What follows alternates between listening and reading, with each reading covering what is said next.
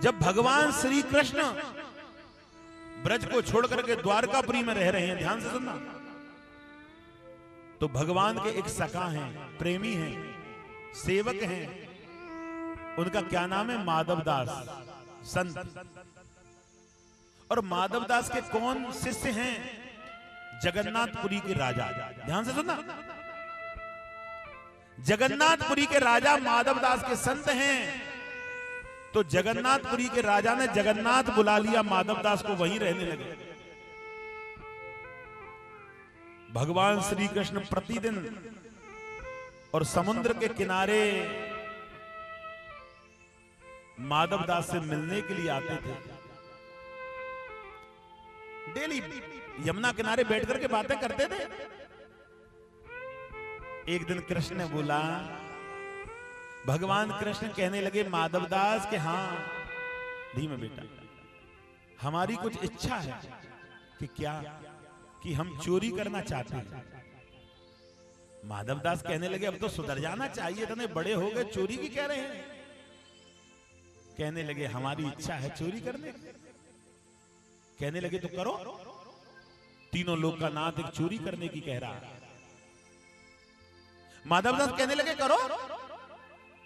कहने लगे चोरी करने के लिए एक व्यक्ति की आवश्यकता पड़ती है, क्योंकि हम चोरी करेंगे तो कोई बताएगा तो सही कि कोई आ तो नहीं रहा। माधवदास कहने लगे अगर हमारी ओर इशारा कर रहे हो कि हम तुम्हारे साथ में चोरी करें तो ऐसा नहीं होगा, हम तो संत हैं। ठाकुर जी कहने लगे नहीं देखो, हमारे तुम मित्र होकर के चोरी की मना कर रहे हो, एक दिन चोर बन जाओ हमारे साथ में।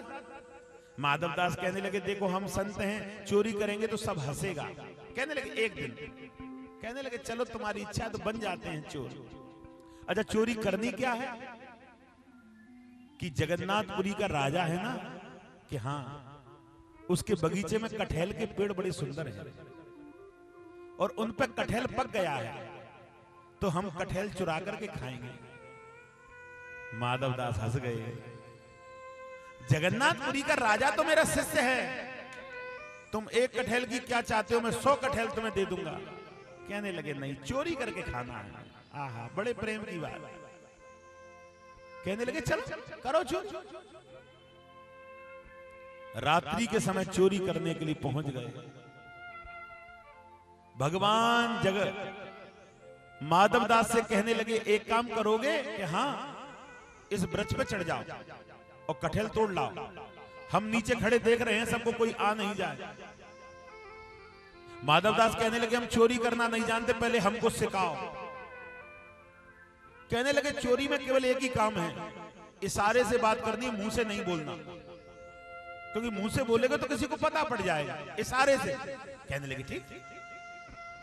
अब माधवदास तो नए चोर हैं, भगवान तो खिलाड़ी हैं। माधवदास चढ़ गए कटहल के वृक्ष पे और चढ़ करके आवाज लगाने लगे लाला इस वाले कटहल को तोड़ लूं या इस वाले को? माली ने सुन लिया। माली डंडा लेकर के भागा, पकड़ो चोर आ गए, पकड़ो। माधवदास जल्दी जल्दी कूदे और भाग गए। भगवान कहने लगे हमने बताया कि बोलना नहीं है, इशारे से काम करना, तुम बोले? कहने लगे अभी हम नए चोर हैं, जानते नहीं है। अच्छा अब के नहीं बोलेंगे कि ठीक है उस पेड़ पे चढ़ जाओ। माली सो गया तो फिर चल दी। बड़ी सुंदर कथा।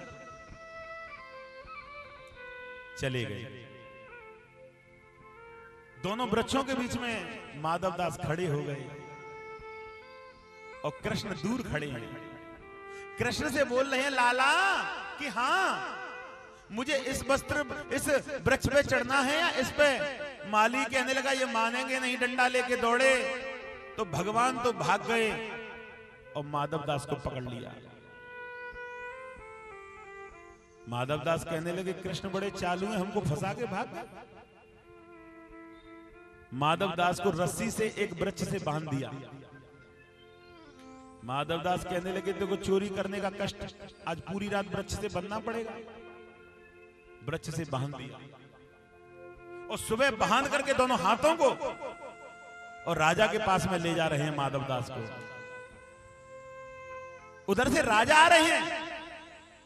राजा कह रहे हैं मेरे गुरुजी को किसने बांधा? ये तो मेरे गुरुजी हैं। माली कहने लगा ये गुरु नहीं है, चोर है। चोर? हाँ, ये रात्रि को कटहर चुरा रहा था। कहने लगे पहले मेरे गुरुजी को छोड़ो। गुरुजी तुम कटहल क्यों चुरा रहे थे? कहने लगे बैठो मैं बताता हूं। बैठ गए। कहने लगे ठाकुर जी आए थे, मुझसे कहने लगे राजा के बगीचे में कटहल बहुत सुंदर हैं, वो मुझे खाने हैं, चुराने के लिए पहुंच दिए। राजा कहने लगा ठाकुर जी आए?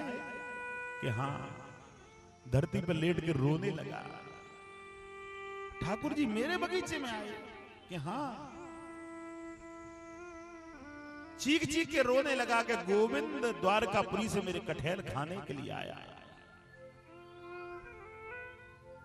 जिसकी एक दृष्टि से पूरा जगत उसका हो जाए, वो तुच्छ कटहरों को खाने के लिए द्वारकापुरी से भागा है। रोते रोते माधवदास समझाने लगे कि रोते क्यों हो, कि कृष्ण बड़ा दयालु है, कृष्ण बड़ा प्रेमी है। आज राजा ने एक कागज मंगाया और पेन लिया और उस कागज पर लिख दिया कि जब तक पृथ्वी रहेगी ये पूरा बगीचा मैं कृष्ण के नाम कर रहा हूं, और वो दस्तखत कर दिया। वो आज भी बगीचा कृष्ण के नाम है। वो आज भी बगीचा मेरे ठाकुर जी के नाम है। हे मेरे कथा के प्रेमियों, तुम सरलता से प्रेम कर लीजिए, कहीं भटकने की आवश्यकता नहीं पड़ेगी। जिस दिन तुम्हारी भक्ति, जिस दिन तुम्हारे प्रेम में और चालाकी चतुराई आ जाएगी, उस दिन कृष्ण तुम्हें छोड़ के भाग जाएगा।